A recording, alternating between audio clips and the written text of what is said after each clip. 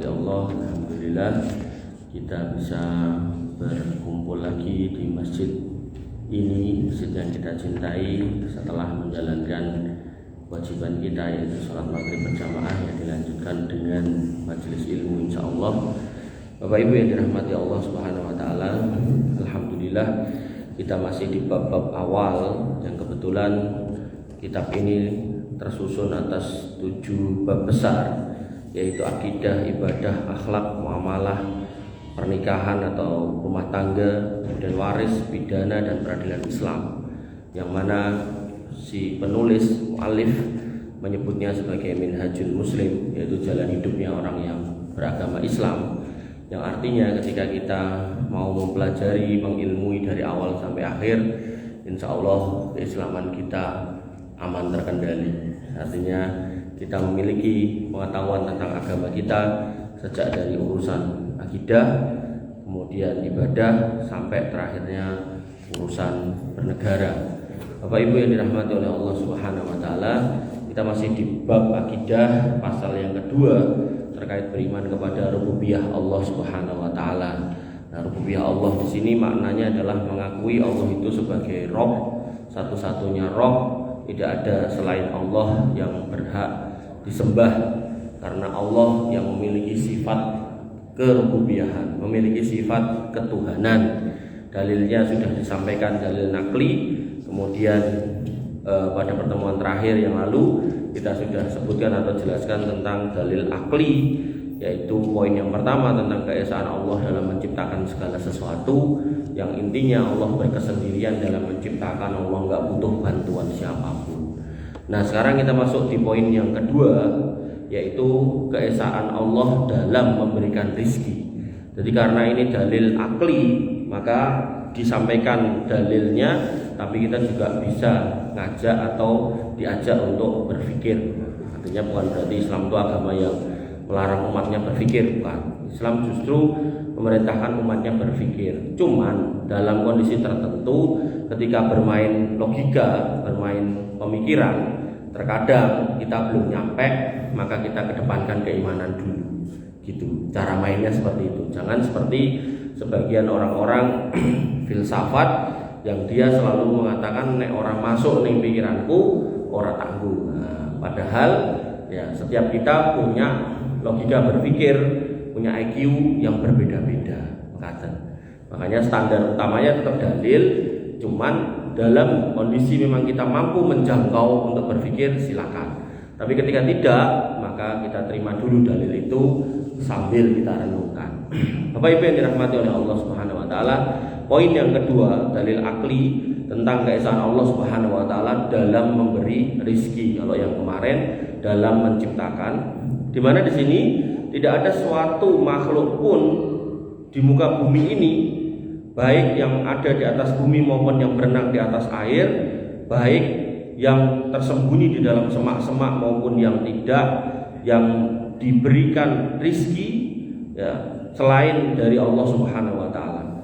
Artinya rizki semua makhluk, semutnya kah, ayamnya kah, burungnya kah, ikannya kah, sampai manusianya, itu adalah Allah Subhanahu wa taala yang memberikan rizki.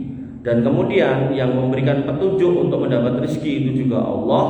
Kemudian yang memberitahu cara mendapatkannya dan cara menggunakannya juga Allah Subhanahu wa taala. Makanya kalau kita lihat tayangan kayak misal National Geographic atau Animal Planet gitu kan, itu binatang-binatang begitu lahir ceprot dia udah ngerti harus ngapain, nyari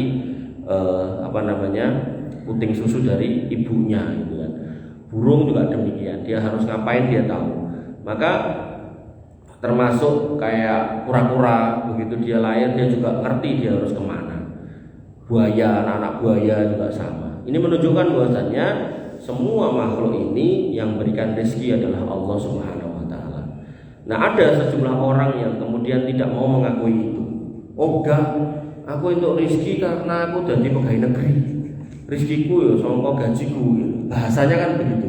Maka kalau kita mau telusur lebih dalam, seorang itu dapat gaji, gajinya nanti juga buat beli konsumsi, apakah beras, apakah yang lainnya, maka itu nanti akhirnya juga kembali kepada pertanian dan peternakan. Pertanian dan peternakan tetap kembali lagi kepada tanaman dan tumbuhan. Tanaman dan tumbuhan kalau ditarik lagi sebenarnya ujungnya tetap hujan. Artinya kalau Allah Subhanahu wa taala menahan air hujan, maka selesai semua makhluk ini, baik manusianya, binatangnya, tumbuhannya, semua gak akan bisa apa-apa. Bahkan dalam pelajaran yang pernah kami pelajari itu terkait dengan air, penggunaan air di muka bumi, sampai ada seorang yang punya ungkapan gini, sekiranya di muka bumi itu air itu tinggal segelas, maka orang paling kaya saat dunia siap memberikan setengah hartanya untuk beli air segelas itu. Tapi kan kita nggak sesusah itu loh, artinya kita punya sumur, kalau nggak sumur ya air pump, bahkan pumpnya Solo itu kan dari Cokro gitu kan, 60 atau 70% suplai air dari Solo itu kan dari Cokro gitu kan. Maka ini menunjukkan bahwasanya ya Allah masih berbaik hati ya.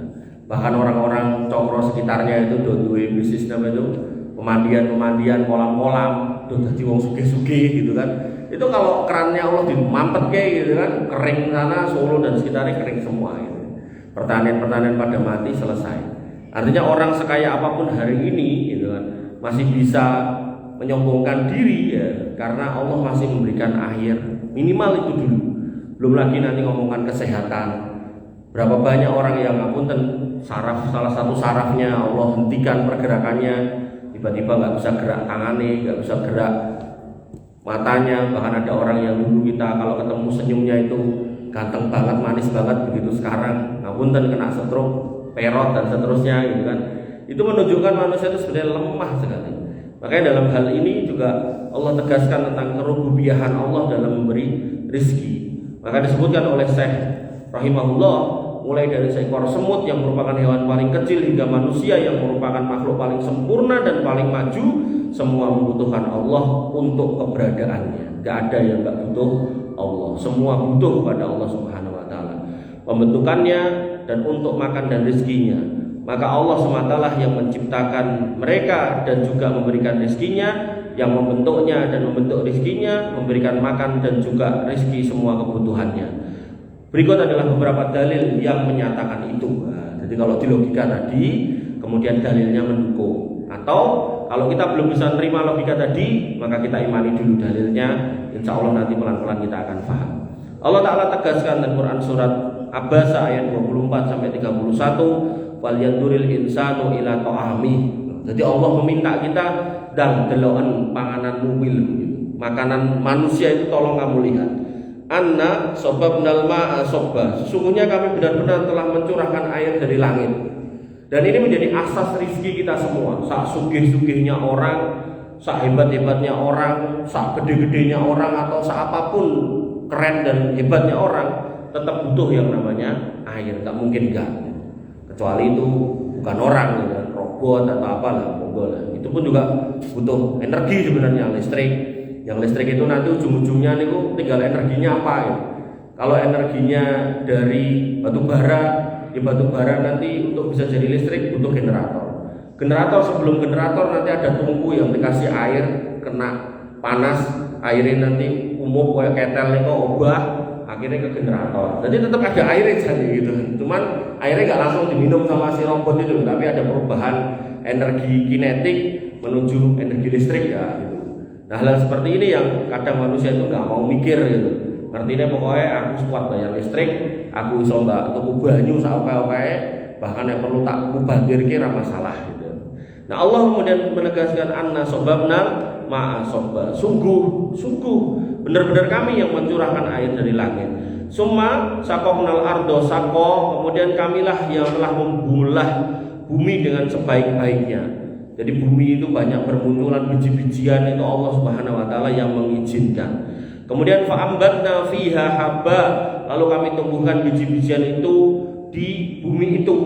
Makanya kalau kita mau merenung, kalau kita mau jalan, ada daerah yang bisa ditanami padi, ada yang nggak bisa ditanami padi. Mau nggak mau orangnya harus tanam singkong, tanam jati, tanam tanaman-tanaman yang gede-gede. Itu sebenarnya bukan karena Allah sedang menghukum kampung-kampung atau warga itu mboten, tapi karena kebijaksanaan Allah.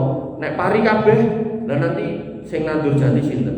Nek nggak bisa ditanduri pari kabeh, do nandur jati kabeh, lah nanti dadak ngimpor segala macam. Makanya sebenarnya kalau kita mencermati negeri kita, ini sebuah negeri yang luar biasa. Allah itu memberikan rahmat itu luar biasa. Dengan mau nyari apa aja ada. Tanaman yang dimakan buahnya langsung ada, yang dadak diliwat ya ada, yang kemudian jadi gula ya bisa aja nih. Dan semua itu Allah adakan atau ada di Indonesia ini. Maka patut bersyukur kita ada di negeri kita ini. Kemudian wa inaba wa qadba, lalu kami tumbuhkan di situ selain biji-bijian tadi yaitu anggur dan sayur-sayuran. Anggur ini melambangkan kesuksesan seseorang. Orang ini buah anggur berarti wong sugih gitu kan. Tapi kemudian Allah juga berikan sayur-sayuran, wa qadba. Kemudian wa zaitun wa nakhla, dan zaitun dan pohon kurma. Memang bahasanya adalah zaitun dan pohon kurma. Zaitun di sini sebagai simbol minyak-minyakan dan kemudian kurma ini sebagai simbol makanan pokok. Di kita juga banyak minyak loh, minyak sawit, minyak bumi dan seterusnya. Kemudian kalau bahan pokok kita lebih komplit lagi, ada beras, ada singkong, ada sagu dan seterusnya. Kemudian wahadaiko gulba, dan kemudian kebun-kebun yang lebat. Makanya sampai orang itu jauh-jauh dari kota ke gunung-gunung cuman pengen ngopi secangkir karo nyawang sawah gitu. Saya sampai diajak sama orang kantor, tapi memang tujuannya kaji banding soal transportasi, tapi tekan Bali. Begitu sampai Bali terus diajak ke Ubud gitu. Sampai sana yang saya lihat ya cuman teras siring sawah nih dulu. Nah, ternyata ketika kita ke Wonogiri lewat Jatipuro, Jati Suro, terus mungkin tembusnya daerah Sloboimo, wah niku luwih apik timbang Ubud saestu. Jadi jenengan tinggal googling mawon kok niku Polokarto, Lumapolo, terus langsung titik terakhirnya Sloboimo. Mriku melewati teras siring sing menurut saya nggih luwih indah timbang Ubud Bali saestu. Jadi jenengan cobi mau numpak motor, alih nyonya, numpak mobil, ampun mobil yang agak tua kayak punya saya, mobil-mobil nom, karena jalan itu kayak roller coaster begitu meduk ini munggah gitu. Wah, jos pokoknya, saestu. Luwih bagus dan cantik daripada di Ubud dan Bali. Wong teman saya yang dari Wonogiri ikuti, ayo Om Rono ini, karo kanca-kanca, delok. Lah iki padha ning omahku. Gak mau turun ke situ gitu loh, karena bener-bener saya akhirnya buktikan begitu main ke rumah beliau yang di Sloboimo itu, apik ngene tenan gitu. Satu-satu tak buatin, oke gitu kan. Ya, tapi karena tugas dari kantor kita ngikut aja. Bapak Ibu yang dirahmati oleh Allah Subhanahu wa taala, wa hadaiqul gulba, dan kebun-kebun yang lebat karena hujan tadi nggih. Kemudian wa fahikan wa abba, dan buah-buahan serta rumput-rumputan. Jenengan nek buah golek nopo wae ten Indonesia nggih enten to, ajeng ngicipi nopo kemawon kan enten. Artinya ya kita termasuk orang-orang yang diberkati oleh Allah Subhanahu wa taala dengan berbagai macam rezeki ini. Dan sekali lagi jangan pernah mengingkari, jangan pernah mengkufuri, jangan pernah orang ngakoni gitu. Senajan kita duit bisa bayari, tetap akhirnya ya semua yang kita bayari itu nikmat dari Allah Subhanahu wa taala. Bahkan saya itu pernah merenung sebuah mobil atau motor niku nek kita pengen mereteli ibaratnya, wasine niku ping pundi? Nang jero bumi. Napa meneh minyake oline jero bumi. Bahane karet yo tidak ditandur. Mulai nanti sempat bertanya, sudah ada enggak teknologi yang bikin karet tanpa harus lewat tanaman karet? Mboten enten. Ya tetep Pak Tani niku sing ten napa Sumatera, enten Kalimantan do nandur niku terus dideresi niku to. Tetes demi tetes diklumpukke dadi sebungkah ngoten niku. Biasane nek sak balok niku timbangane anggaplah 50 kilo. Kok tiba-tiba ditimbang kok 70 kilo bareng diblerek tengahnya ternyata nek watu sementen. Pengen maling. Modelnya wong aneh-aneh. Karet itu dikirim ke pabrik karet, mungkin terus jadi ban, jadi macam-macam niku ya Allah. Jadi kok nanti kita itu sombong, luar biasa, mengerikan. Ya, walaupun kita punya duit untuk bayar, saya setuju. Bahkan tadi loh saya contohkan tadi sampai ada ungkapan di ilmu teknik lingkungan itu tadi, bahasanya kalau ini dihargai setengah kekayaan orang paling kaya bakal dibayari. Tapi pertanyaannya lah, nek mau garis 11, apa yo orang buta? Oke, kowe iso bayari, nek amane iso mateni kowe. Nah, gitu loh. Logikanya seperti itu. Artinya walaupun air ini tinggal sithik, ada yang bisa bayari, tapi kan orang yang gak mau bayari siap untuk mendapatkannya dengan berbagai macam cara. Ini menunjukkan bahwa nikmat Allah itu luar biasa banyak kepada kita kalau kita mau merenung gitu, hari demi hari gitu.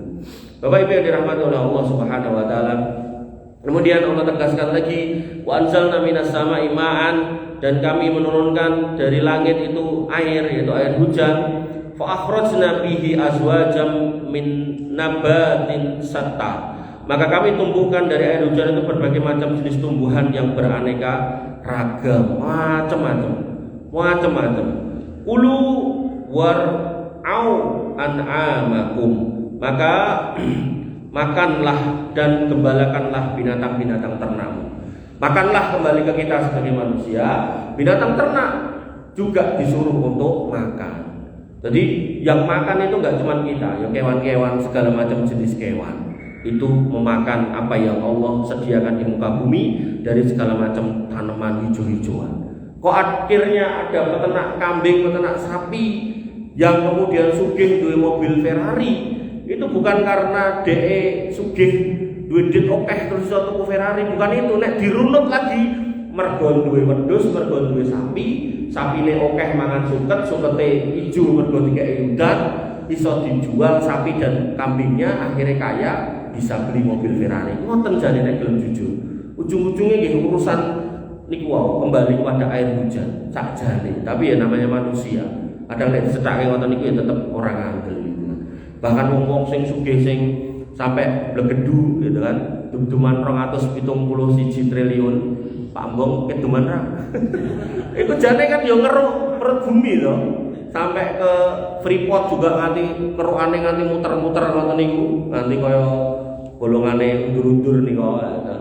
Maka itu semua jadi ya karunia Allah. Enggak ada buktine Freeport nyari sampai hari ini ya enggak ketemu sing segede sana itu, Papua itu enggak ada. PT Freeport McMoran itu nyari seluruh dunia belum ketemu tambang segede itu. Itu menunjukkan ya itu karunia Allah. Manusia mboten saged desain gitu. Ini menunjukkan bahwasanya manusia itu sakjane ya golek-golek karunia Allah gitu. Mong ya ketika dielekke itu ora ngandel, ora iki mergo aku pinter, sinau geologi, duwe ilmu iki sehingga iso metani bumi akhirnya ketemu kuwi. Padahal sakjane dhek baleni nek ketemu sing keloro gitu. Ini menunjukkan keterbatasan ilmu kita manusia. Makanya Allah itu mengibaratkan ilmu kita itu kayak jari dicelupkan lautan, terus diangkat, lo netes, tes, ya itu ilmu kita. Tapi lautan, nah itulah ilmu Allah Subhanahu Wa Taala. Makanya kalau kita sombong itu, wah masya Allah, lagi didet 271 triliun terus mati. Anak ulang tahun tuh pakai pesawat, piron kan, 38 miliar. Nah, anak kita ulang tahun raja apa gitu, karena itu bukan budaya kita gitu. Bapak Ibu yang dirahmati oleh Allah Subhanahu Wa Taala. Kemudian Dia yang tiada sesembahan yang berhak disembah selain Dia dan tiada Rabb selain Dia. Allah Subhanahu wa taala menegaskan wa anzalna minas sama'i ma'an fa asqainakumuhu fama antum lahu bikhazinin, dan kami turunkan hujan dari langit lalu kami beri minum kalian semua dengan air itu, dan sekali-kali bukanlah kalian yang menyimpannya. Bukan kalian yang menyimpannya. Rumah saya itu 3 lantai, Pak. Yang lantai atas itu saya desain itu ada toren gitu kan. Saya mau gunakan buat nampung air hujan. Nanti air hujan tinggu nyirami tanduran, tinggu napa isah-isah wadah pakan kula ngingu napa manuk mureni wadah pakan lan sak pituruté. Nek terus kula mikir iki toren siji ngene iki apa ya amot tinggu nampung banyu udan yang jatuh ke atap rumah saya. Gamot Pak. Walaupun pas saya pasang ini kan belum hujan, jadi ini belum bisa ngukur ngoten nih. Tapi sudah saya desain itu nanti nyiram tanaman, macam-macam pokoknya sing sifatnya air yang dibuang buat lewat kantong itu loh, bukan dibuat konsumsi gitu kan. Nah maka dengan tampungan yang kita bikin atau kita kasih di atas rumah nggak sanggup untuk nampung, maka Allah tegaskan di sini buahnya sakmono kae lho tak piurke nang donya iki. Apa ya kowe kabeh sing nyimpen, aku sing nyimpen, kata Allah. Makanya kemarin saya lewat di Ponorogo itu ada namanya bendungan Tugu kalau nggak salah. Itu dari daerah Trenggalek ke arah Ponorogo, Tulungagung, Trenggalek, Ponorogo. Itu kan ada bukit-bukit gede gitu. Terus dibendung sama pemerintah, digawe tampungan air banyak. Saya tuh mikir gitu, ini kok ngerti. Terus saya lihat bukit-bukitnya, oh dari situ. Kebetulan kan posisi kering gitu.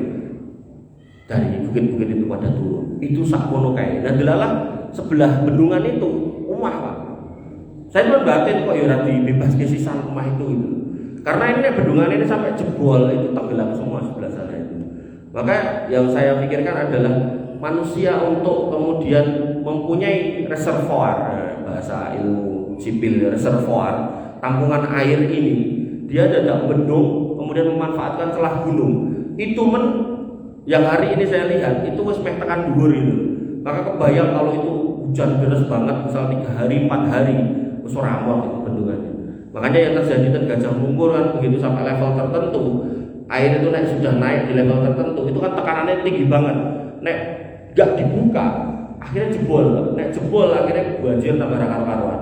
Makanya kan pada musim-musim hujan di kala hujan itu roto dari mulai Wonogiri sampai Solo roto, itu kan tetap harus dibuka walaupun Solo kebanjiran. Karena nek boten jebol nih ngomongin bendungannya.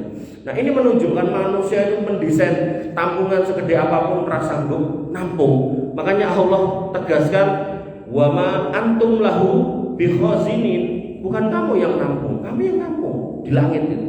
Begitu tak turun ke bres nyubur ke tanduran iso nglemokke kewan lan sapi turute dan kita kemudian menikmati semua itu. Kemudian Allah juga tegaskan dalam firman-Nya, "Wa ma min dabbatin fil ardi illa 'alallahi rizquha." Dan tidak ada semua yang namanya makhluk melaku ning dhuwur muka bumi, itu yang disebut dengan ad-dabbah, illa 'alallahi rizquha. Kecuali Allah yang memberikan rezekinya, wa ya'lamu mustaqarraha wa mustaudaha. Dan Allah mengetahui tempat berdiamnya dan tempat penyimpanannya. Jadi Allah itu tahu ning sebelah kono enek menungso kayak udan, oh sebelah kono enek kewan-kewan sing lagi nyari makan kasih hujan. Jadi Allah enggak akan membiarkan binatang-binatang itu tiba-tiba semuanya mati kelaparan sampai punah. Makanya kepunahan binatang kalau panjenengan ngamati atau baca-baca itu sebenarnya bukan karena kondisi alam semata, tapi karena manusianya diburu habis-habisan, akhirnya ya habis beneran gitu. Tapi kalau misal dibiarkan aja, insya Allah rezekinya itu kecukup gitu, nggak diganggu. Makanya kalau ada gajah masuk perkampungan, ada harimau masuk perkampungan, itu sebenarnya logikanya kayak air hujan masuk rumah kita. Kenapa? Karena dalannya mereka, tempat mereka itu nggak kita kasih. Makanya ada ahli lingkungan itu saya lupa namanya itu ngomong, jangan salahkan air masuk rumah kita. Harusnya kita introspeksi ketika Tuhan Allah itu kasih air hujan, maka sudahkah kita persiapkan jalannya? Karena kalau jalannya nggak ada atau nggak muat, maka dia akan berjalan di atas jalan kita, bahkan masuk ke rumah kita. Ngoten logikanya. Karena kita nggak mampu menghentikan yang namanya hujan. Binatang buas ngoten, ketika habitatnya kita selesaikan, kita habiskan, kita babat untuk nandur sawit lan sak piturute, ya maka jangan salahkan kalau gajah masuk kampung. Begitu pula kemudian harimau, kalau kemudian semua buruannya kita buru juga, akhirnya dia kemudian memburu sapi dan kambing kita, ya sebenarnya itu salah kita. Makanya pentingnya kita mengintrospeksi, karena Allah sudah tegaskan kalau semuanya tak kasih rizki dan kabeh wis tak petani posisinya ada di mana semua dapat gitu. Bapak Ibu yang dirahmati oleh Allah Subhanahu wa taala, apabila sudah terbukti tanpa ada yang dapat menyanggahnya bahwa tidak ada yang memberi rezeki selain Allah, maka hal itu menjadi bukti atas rububiyahnya, atas sifat ketuhanan Allah Subhanahu wa taala terhadap segala sesuatu. Jadi kalau panjenengan masih kemutan, Rabb itu adalah yang menciptakan, yang memelihara, termasuk yang memberikan iqab, memberikan hukuman. Jadi ini kuasa Allah Subhanahu wa taala. Allah yang menciptakan kita, Allah melihara kita dengan rizkinya, dan nanti ketika kita diwafatkan, surga dan neraka semua Allah yang kemudian menetapkan, mengaturnya. Kemudian kita masuk di poin yang ketiga, yaitu kesaksian fitrah manusia yang bersih keberadaan Allah Subhanahu wa taala dan pengakuannya yang sangat jelas akan hal itu, bahwasanya Allah adalah satu-satunya Rabb yang ada sejak dulu sampai hari kiamat. Maka sesungguhnya setiap manusia yang fitrahnya belum rusak. Jadi Jadi ada manusia-manusia yang fitrahnya rusak. Ini aneh manusia-manusia kayak gitu. Jadi dia makan buah-buahan dari bumi, dari tanah. Dia tahu kalau air hujan itu datang dari langit, tapi ketika dikatakan adanya Allah, adanya Tuhan, dia mengatakan enggak. Semua tercipta dengan sendirinya ngomongnya. Bahkan dia mengatakan manusia itu awalnya dari petir, judel, terus baru dari binatang bersel satu, dari dua, dari tiga, dari ikannya dari gede terus dua sikil, terus akhirnya mentas, terus melaku terus ngadep dari munyok gitu kan, tambah dua dari kita gitu kan. Ya itulah logika berpikir yang tadi dikatakan di sini fitrahnya rusak gitu. Gak mungkin itu. Niku ibaratnya jenengan temoni enten mobil Ferrari ning dalan, napa mobil Lamborghini ten dalan. Terus jenengan mengatakan iki ra nek sing gawe. Iki berasal dari tumpukan sampah jutaan tahun yang lalu yang tiba-tiba jadi mobil ini, karena mungkin nek ra ngandel menggedepi putri cempo niku barangkali sejuta tahun yang akan datang jadi mobil Ferrari, kan nggak mungkin gitu loh. Itu kan namanya sesat pikir. Itu kalau dibahasakan di sini adalah fitrah yang sudah rusak gitu. Maka orang dengan kompleksitas sel, kompleksitas organ, kompleksitas otak, segala macam saraf itu kan nggak mungkin kalau nggak ada yang menciptakan. Nah, maka Syekh yang mulia rahimahullah mengatakan bahwasanya ya manusia itu secara umum kecuali mereka yang tadi itu fitrahnya udah rusak, itu mengakui kalau Allah itu ada dan kita semua lemah dan hina di hadapan Allah Subhanahu wa taala yang maha kaya lagi maha perkasa, dan merasakan bahwa dirinya harus tunduk kepada aturan dan kebijaksanaannya pada dirinya, di mana ia menyatakan tanpa keraguan sedikit pun bahwasanya dia adalah Allah, Rabb-nya dan Rabb segala sesuatu. Nah, kula paling seneng nek ngomongi logika ini. Jadi kan ini kan judulnya tadi adalah dalil akli, melogika. Nah, di sini dikatakan bahwasanya Allah itu punya aturan dan bijaksana. Gampangnya ngeten. Ketika kita beli motor, beli TV, beli mobil, niku mesti dikai buku panduan. Nah, umumnya kita, termasuk kula, iku kadang males maca buku panduan. Pengene ndang nyemplunge kontake ndang mlaku gitu kan. Akhirnya begitu kendaraan-kendaraan yang sekarang dudulane niku kathah gitu kan. Akhirnya bingung ora urip-urip gitu kan, karena wegah maca buku panduan. Gampangnya ngeten. Kalau ini bojo kula njaluk motor anyar kula tukoke napa niku Fazio. Fazio niku mboten enten kunci kotake, Pak. Tapi modele kados puteran kipas niku lho. Angger remote saya terus puteran kipas. Niku kula uripke nek si PC ini kan nyala niku nek warna ijo, nek mati merah. Niki merah kabeh. Pencet nyala, puter ora iso. Pencet meneh nyala, puter ora iso. Akhirnya judek dhewe, akhirnya ganti motor gitu kan. Nah, maka ketika Allah katakan inna fil qisasi hayatun, dalam hukum qisas itu ada kehidupan. Itu sebenarnya manusia itu kalau mau mikir, nek memang hukum ini diterapkan, sakjane enten kehidupan, ada kondisi yang lebih baik. Nah, tapi kadang kita itu mikirnya pakai logika yang lain.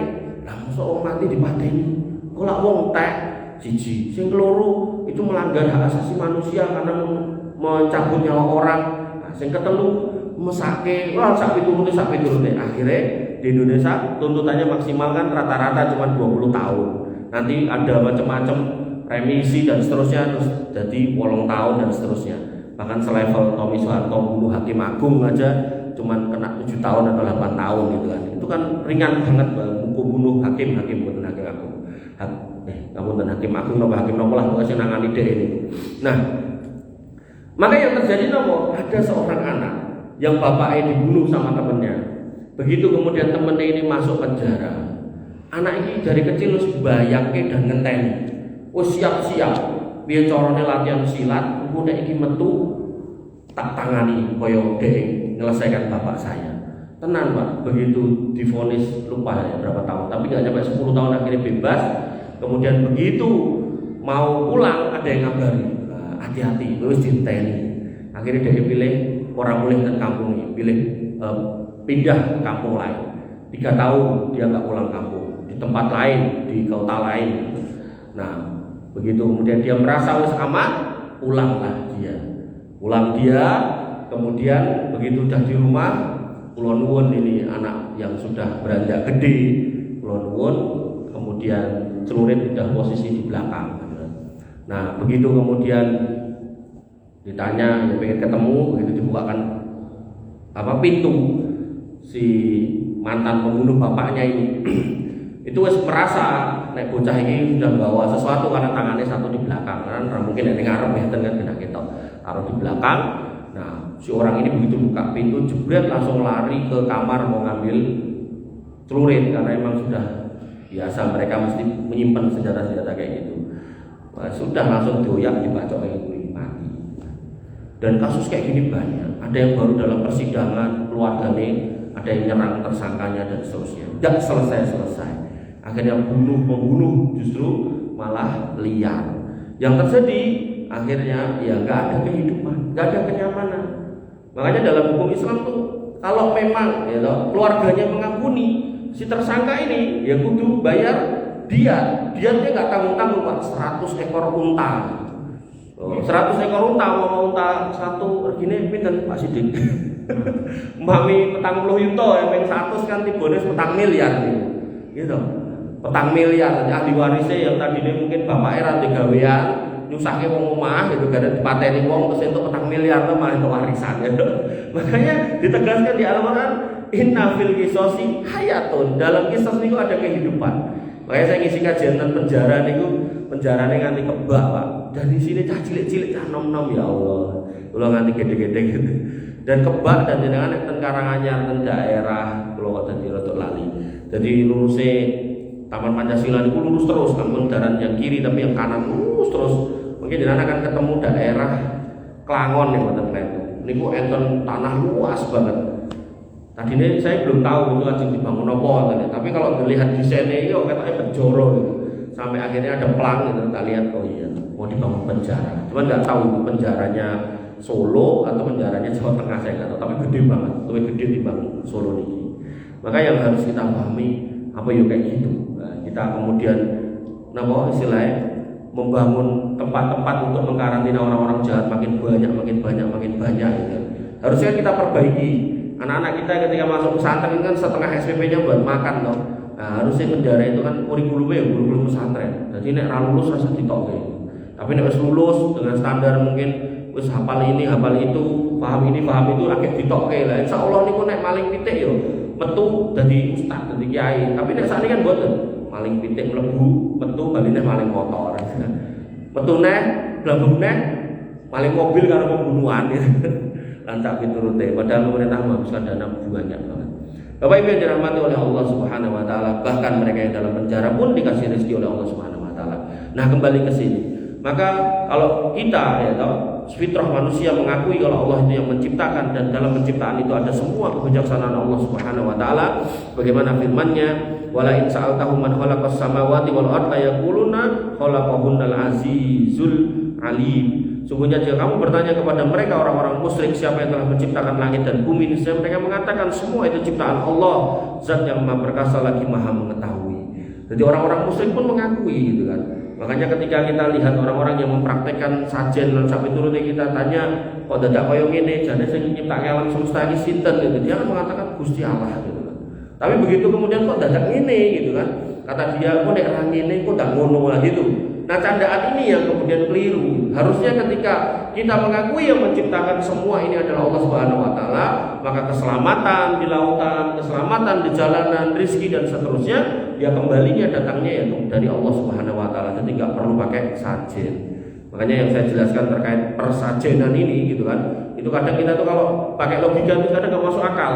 Yang namanya sawah ditanduri, winiye wis dipilihi, diabuh, dirawat gitu kan. Itu nek di logika dijogo dengan baik mesti panen. Tapi kok ya dadak disajeni kan gitu. Maka logikanya kita balik.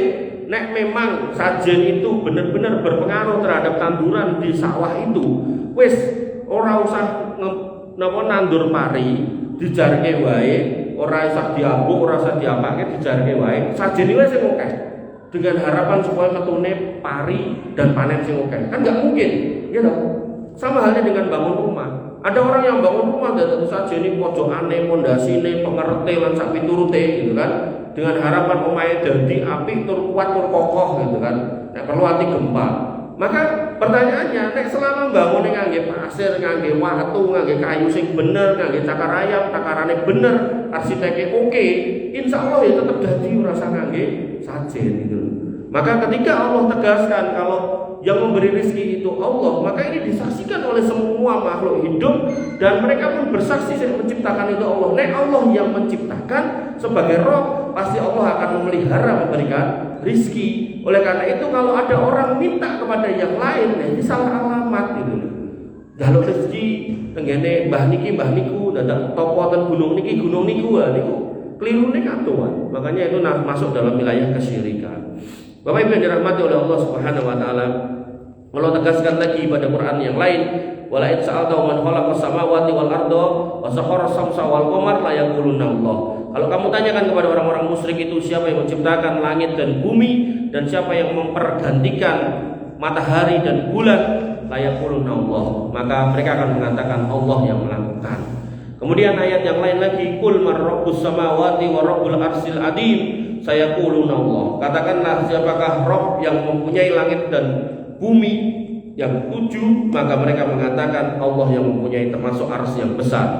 Mereka pun akan menjawab semua punyaan Allah Subhanahu wa taala.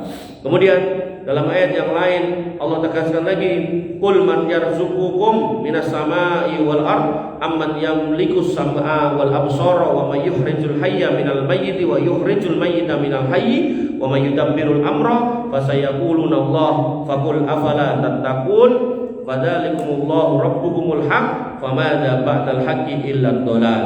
Katakanlah siapa yang beri rezeki kepadamu dari langit dan bumi, dan siapakah yang kuasa menciptakan pendengaran dan penglihatan kalian, dan siapakah yang mengeluarkan yang hidup dari yang mati, dan siapakah yang kemudian mengeluarkan yang mati dari yang hidup, dan siapakah yang mengatur semua urusan kalian.